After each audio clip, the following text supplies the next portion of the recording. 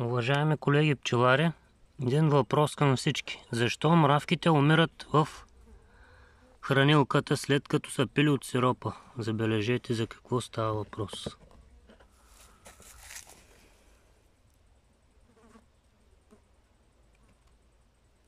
Всичко е мравки.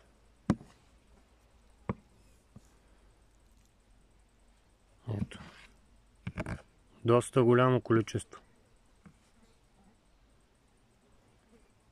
Отгоре върху капака, върху дъската съм наръсил кафе, за да ги гони, но май не помага много.